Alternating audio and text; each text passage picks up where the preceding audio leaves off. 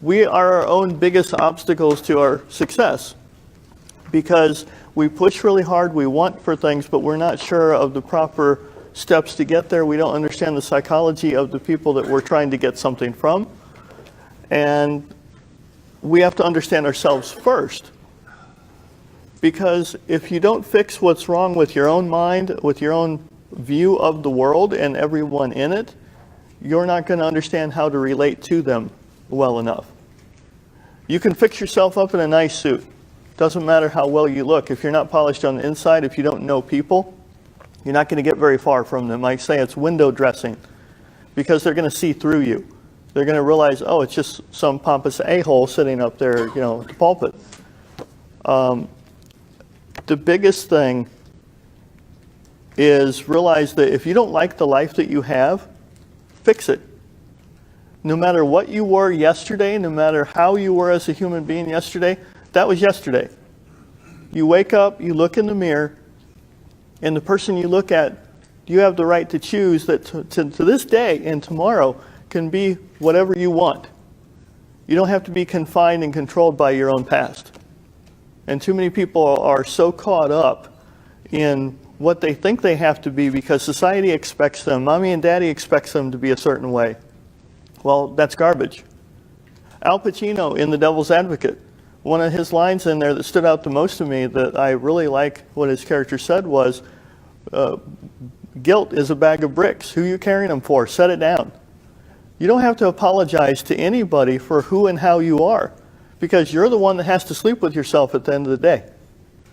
Your life, your choices, and that's a big thing I preach early on in the book is life is a series of choices. Everything that's rotten in your life, it's our fault. That's why I say, look in the mirror. Whatever you don't like, whatever life's not handing you everything, you don't get the winning lottery number, grow up. The reality is we make our lives what they are. 90% of what happens to all of us is how we choose to react to the crappy things that happen to us. I know this is really hard for a lot of people out there. I've had people walk out of my class before when I tried to dabble into this. When I said, look in the mirror, it's your own fault, I had 3 people at a gathering walk out of the room because they didn't want to face early on what I was going to teach them to help them because they didn't want to admit they were at fault. Well, I got to tell you, they're always going to be miserable, unhappy people. We live in a society where we put people on a pedestal for nothing. Just because they have money and a family name, Honey Boo Boo becomes a celebrity as this snot-nosed little child who's rude and whose parents are just as unimportant as she is. We have Larry the Cable Guy. Whatever happened to quality and a meritocracy where hard work actually got you somewhere in life? Why has society changed where it's okay to show up at a job interview with holey jeans, pants sagging down like you just got out of prison, and they expect to get a job? From any one of us, if we run our own businesses, would you hire them? I wouldn't. I don't care if it's free labor. You're going to get what you pay for there. I think in some ways we as a society have devolved to the point where it's easier to control the masses if they're just mindless, gullible sheep and they're stupid and they just get their free handouts. I used to joke that, happiness is only a welfare check away for most people, the sheeple, not us. And you notice that, we have a good turnout here. And early in the day, so thank you for waking up early and coming down to hear me. I appreciate that. But like I said, it's about the self-entitlement spoiled brats. You have to cut the miserable people like that out of your life. They are anchors. They will drag you down. They will suck you dry.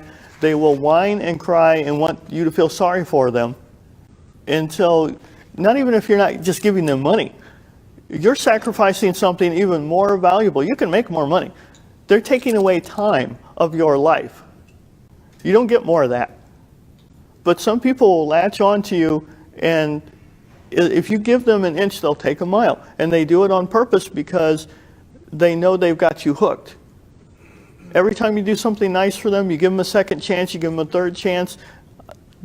Whether they consciously think it or not, in the back of their mind, they're thinking, sucker, I've got this person. And the sooner you cut them out of your life, the better off you are. And don't feel bad for them. They'll sink or succeed with or without you. And 9 times out of 10, as soon as you turn your back and walk away from them, they're going to find another person who's more gullible than you were. You have to cut loose the dead weight. You have to get rid of the miserable and unfortunate, unhappy people in your life.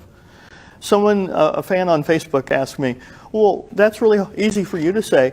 What about if it's your own family? I'm like, well, first of all, I don't have that much family left. I consider myself fortunate because family is just other people that you happen to be DNA bonded to. But you can do that to your own family. Sometimes the hardest things in life is cutting out the people who are the closest to you and say, enough is enough. You do not have the right to take advantage of me because we happen to be blood.